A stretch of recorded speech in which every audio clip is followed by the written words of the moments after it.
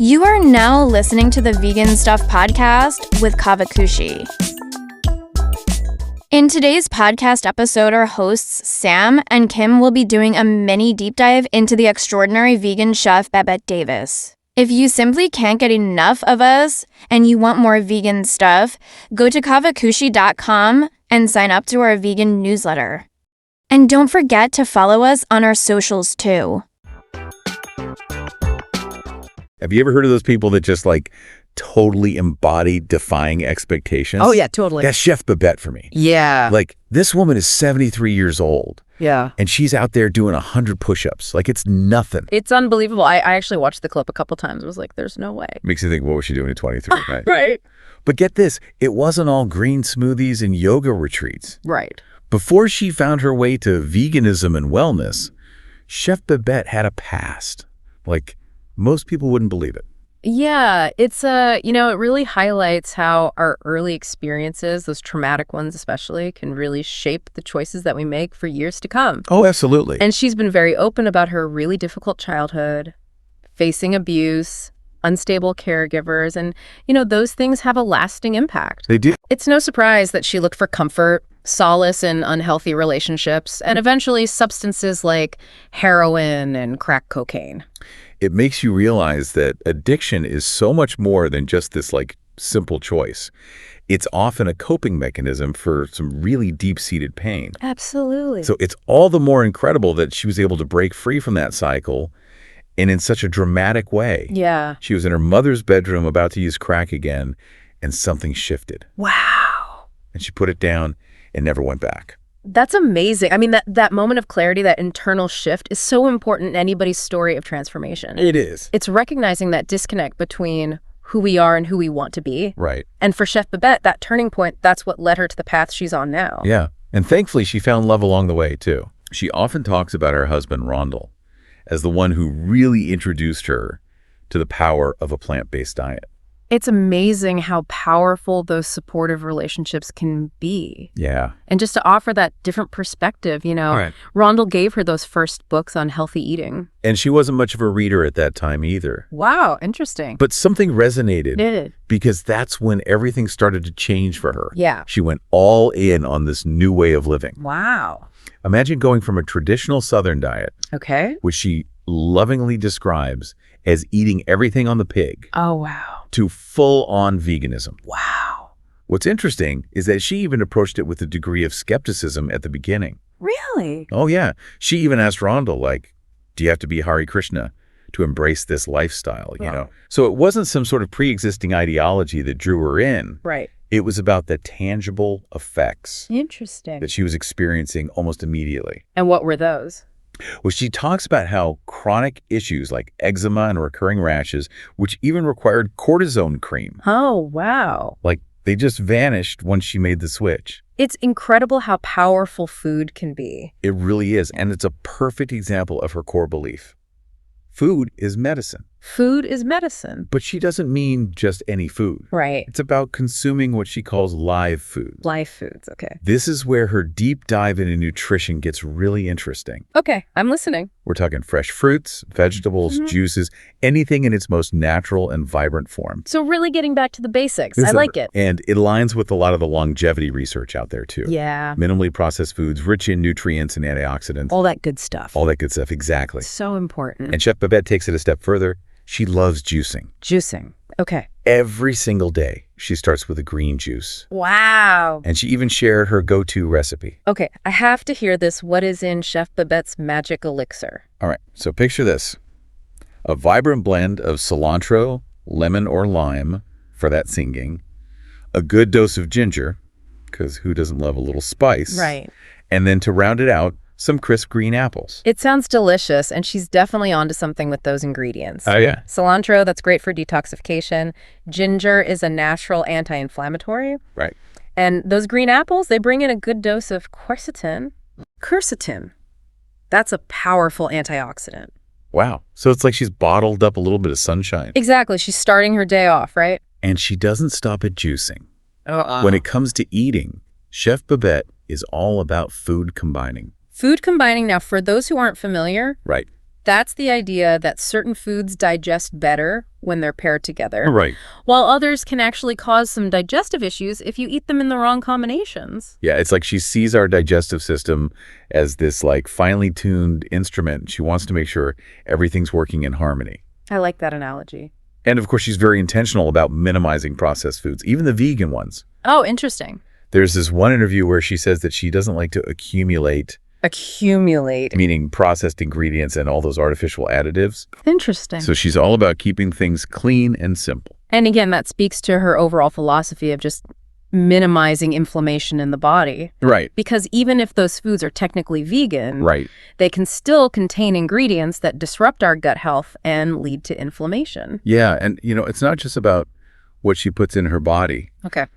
It's also how she moves it. Oh, yeah. How does she stay so fit? At 73, this woman works out 5 days a week, 2 hours a day. I can't even imagine. I know, it's incredible. It's amazing. And she often mentions that, like, the human body was literally made to move. Yeah. And she embodies that. She does. She really does. And what's interesting is that she didn't grow up an athlete or anything. Really? This dedication to fitness came later along with the dietary changes. It goes to show you it's never too late to start prioritizing movement. Absolutely not. So what does a typical workout look like for Chef Babette? Yeah, I'm curious. She keeps it pretty straightforward, a good mix of strength training, cardio, Okay. and always listening to her body. Important. It's about sustainable fitness, Yeah. not pushing to extremes, just staying active and really connected with her body. And it clearly works for her. It does. She's like the picture of strength and vitality. It really is. But let's not forget about the mental and emotional side of things. Oh, yeah, of course. Because Chef Babette is all about cultivating what she calls a high vibration life. High vibration. I like that. And it's contagious. Like you watch her interviews and she's just radiating joy. I know, right? Even when she's discussing difficult topics, it's amazing. It's inspiring. She often talks about, staying present, focusing on gratitude, and choosing love over anger, even when faced with challenges. That's huge. And it really speaks to that mind-body connection. Well, it's so real. Our thoughts and emotions, they directly impact our well-being. For sure. And she has clearly figured out how to cultivate that positive mindset. She's got it down, and she'll be the first to admit that it's a practice. Oh, absolutely. It's not just this like magical state of perpetual bliss. Right. She's open about the fact that she used to struggle with anger, especially with everything she's been through. Yeah. But she made that conscious decision to shift her perspective, Powerful. to choose forgiveness over resentment, Wow. and really make love her guiding force. It's a beautiful example of how our past does not have to define us. We can always choose a different path. We can rewrite the narrative. Absolutely. And create a more positive and fulfilling future. She's not afraid to get real about the challenges along the way either. Like what? Well, like when they first opened their restaurant, Stuff I Eat, back in 2008, Oh, yeah. What was that like?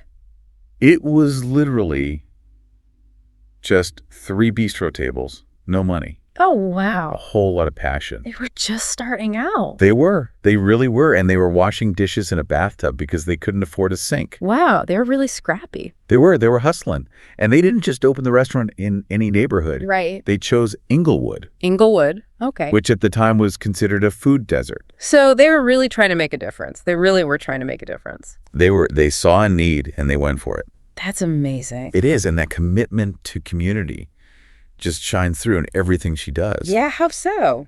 Well, she sees food as this way to bring people together, spark conversation, to create a more just and compassionate world. I love that. She's even been known to use food as a form of activism. Really? Like how? Remember that time that she super glued her hand to a Starbucks counter? No way, for real. I didn't hear about that. Oh, yeah, she did. It was a protest against the upcharge for plant-based milk. Oh, wow. That's Chef Babette for you. That's her. Passionate, outspoken. Not afraid to take a stand. Exactly. I love that. And it really speaks to her belief that what we choose to eat, it is a political act. It is. In a way. In a way, it really is. It Yeah. has an impact on the environment. Animal welfare, social justice, like it all ties together. Oh, for sure. And she's very vocal about the environmental impact of our choices, especially when it comes to, the meat and dairy industries. Yeah. I remember this one interview, she's talking about deforestation for grazing land, and she just throws her hands up and she's like, it's us. It's all silly. We have to do better. It's us humans. you know? Yeah. We're being irresponsible Yeah. and ignorant. It's easy to forget that connection between what's on our plate and what's happening to the planet. Totally. But she doesn't let us forget. She doesn't. She wants us to remember and be informed. Right. Make conscious choices that align with our values. And she does it all with compassion, She does. you know? Yeah. It's not about shaming people. No, it's not about guilt. Guilt tripping, no, it's about education. It's about that aha moment, right? Like there's another way. Exactly. And you can enjoy what you're eating. And she's really good at making those connections, oftentimes through humor and storytelling. Oh, yeah. She's very engaging. Very engaging. Very charismatic. And at the core of it all Yeah. is this deep well of self-love. Self-love. Yeah. She really emphasizes that taking care of ourselves is not selfish. It's essential. Foundation for everything. For everything else, it's only when we can nourish our own minds and bodies and spirits that we can really show up. As our best self. As our best selves, exactly. I love that. And that's such a powerful message. It is. Especially today when everything's about, go, go, go. Hustle, hustle, hustle. Yeah, hustle and grind. And, you're not doing enough if you're not completely burnt out by 9 p.m. And she reminds us that we deserve to prioritize our well-being. Yes, we do. And by doing so, we actually become better equipped to care for others. Exactly. And make a difference in the world. And she walks the walk. She does. Even after all these years, she's still learning, still growing. Always evolving. Always evolving. Remember when she busted her knee at 72? No, what? Trying to do those 100 push-ups. Trying to show off those 100 push-ups on camera. Oh my gosh. But it shows you she's not afraid to laugh at herself. That's great. Acknowledge her limits. Embrace the journey. Embrace the journey, exactly. So what keeps her so motivated? It's actually pretty simple. It's gratitude. Gratitude, yeah. And purpose. Purpose, okay. She wakes up every morning grateful for the gift of life. It's the little things. The little things. Her health and vitality, for the opportunity to do what she loves. Yeah. And her purpose is clear. Share her story. Inspire others. Inspire others. Leave the world a better place. What an amazing legacy. Isn't it? It's incredible. And it just goes to show you it's never too late. Never too late to make a change. To step into your power. Create a ripple effect. So as we kind of wrap up this deep dive into the world of Chef Babette, this was amazing. we're left with one question. What small change will you commit to today? Good question. Will you try and incorporate more live foods? Experiment with juicing? How about you? Me. Yeah. I think you got to try that green juice recipe. It did sound really good. It did. A little bit of sunshine in a glass. Exactly. Or, maybe just approaching the day with a little bit more gratitude. Maybe both, you know? Maybe both. Why not? Start the day off right. Start the day off right. Whatever it is, every step we take towards a healthier, more vibrant us, it's a step worth taking. Absolutely. And never forget, self-love is not selfish. It's how we best serve the world. Chef Babette said that. Chef Babette, words to live by. Thanks for joining us on this incredible journey. Until next time, keep exploring, keep learning. Keep living. Keep living your most vibrant life.